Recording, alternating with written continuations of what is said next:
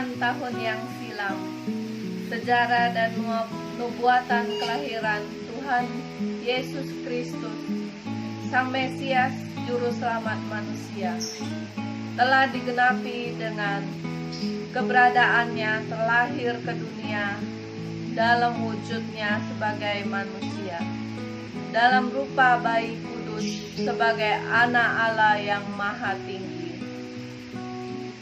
yang dikandung dari rahim seorang wanita suci, yang taat dan saleh, yang bernama Maria. Dia datang sebagai penebus dosa seluruh umat manusia di dunia. Dia datang sebagai penyembuh, pemulih, dan pembebas umatnya. Dia datang sebagai pemberi hidup yang kelimpahan bagi umatnya. Dia datang sebagai pembawa damai sejahtera dan penghiburan bagi umatnya.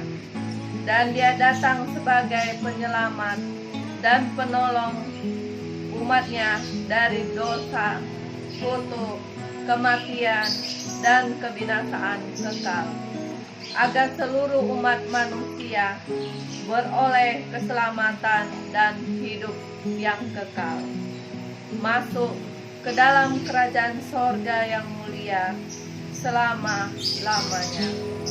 Demikianlah kita juga LOF yang hidup di zaman sekarang ini dengan sukacita dan kebahagiaan mengenang dan merayakan kelahiran Sang Juru Selamat kita semua. Marilah kita mendengarkan liturgi dari ibu-ibu LOF Sumbar. Kejadian pasal 1 ayat 1 sampai 3. Pada mulanya Allah menciptakan langit dan bumi. Bumi belum berbentuk dan kosong. Gelap gulita menutupi samudera raya, dan Roh Allah melayang-layang di atas permukaan air. Berfirmanlah, jadilah terang, dan terang itu jadi. Tetapi engkau, hai Bethlehem Efrata, hai yang terkecil di antara kaum-kaum Yehuda, daripadamu akan bangkit bagiku seorang yang akan memerintah Israel, yang permulaannya sudah sejak purbakala, sejak dahulu kala.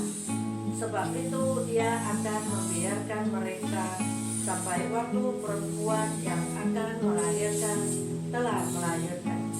Lalu selebihnya dari saudara-saudaranya akan kembali kepada orang Israel.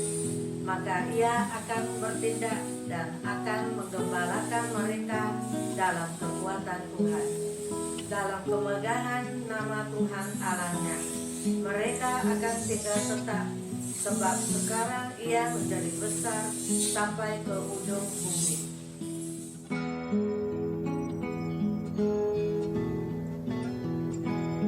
Firman Tuhan di Kejadian 2:16 berkata demikian. Lalu Tuhan Allah memberi perintah ini kepada manusia. Semua pohon di taman ini boleh engkau makan dengan bebas. Tetapi pohon pengetahuan tentang yang baik dan jahat janganlah engkau makan, sebab pada saat engkau memakannya engkau akan mati. Demikian firman Tuhan.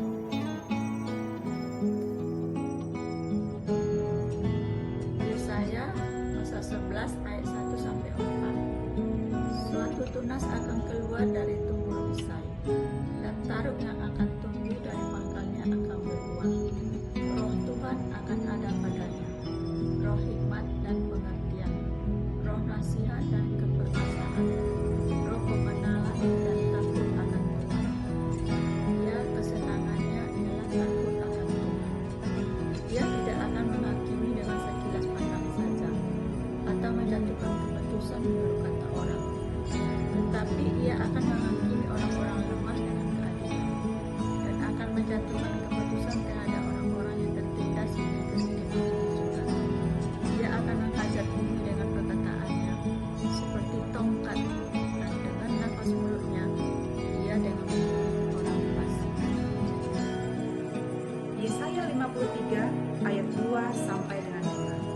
Demikian firman Tuhan. Sebagai taruk ia tumbuh di hadapan Tuhan, dan sebagai tunas dari tanah kering. Ia tidak tampan dan semaraknya pun tidak ada, sehingga kita memandang dia, dan rupa pun tidak, sehingga kita menginginkannya. Ia dihina dan dihindari orang, seorang yang penuh kesengsaraan dan yang biasa menderita kesakitan. Ia sangat dihina, sehingga orang menutup mukanya terhadap dia, dan bagi kita pun dia tidak masuk hitungan. Tetapi sesungguhnya penyakit kitalah yang ditanggungnya, dan kesengsaraan kita yang dipikulnya. Padahal kita mengira dia kena tulah, dipukul dan ditindas Allah. Tetapi dia tertikam oleh karena pemberontakan kita, dia diremukkan oleh karena kejahatan kita. Ganjaran yang mendatangkan keselamatan bagi kita ditimpakan kepadanya, oleh bilur-bilurnya kita menjadi sembuh. Amin.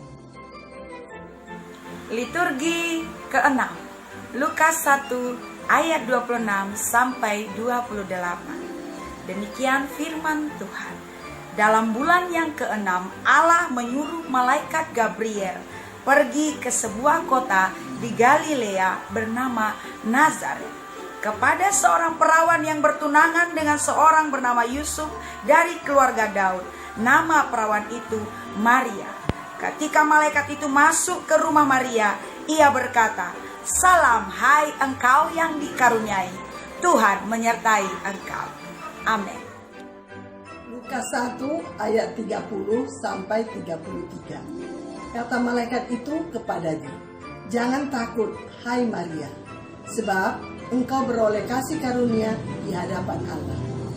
Sesungguhnya engkau akan mengandung dan akan melahirkan seorang anak laki-laki, dan hendaklah engkau menamai dia Yesus. Ia akan menjadi besar dan akan disebut anak Allah yang maha tinggi. Dan Tuhan Allah akan mengaruniakan kepadanya tahta Daud bapa leluhurnya.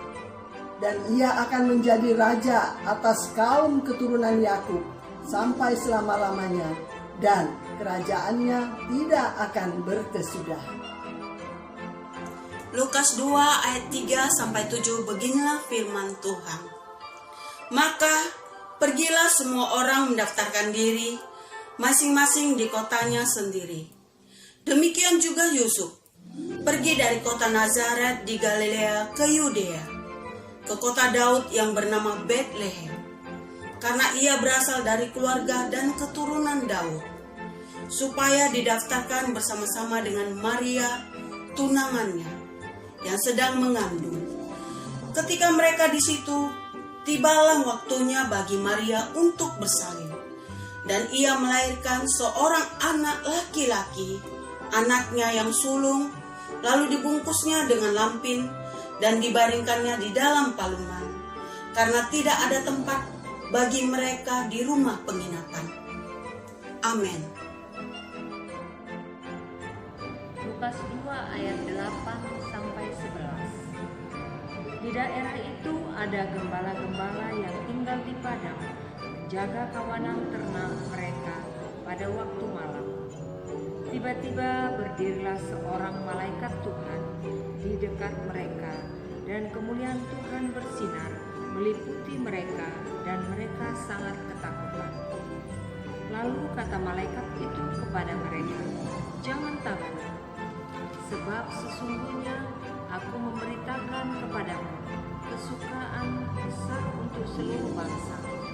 Hari ini telah lahir bagimu juru selamat, yaitu Kristus, Tuhan di kota Daud.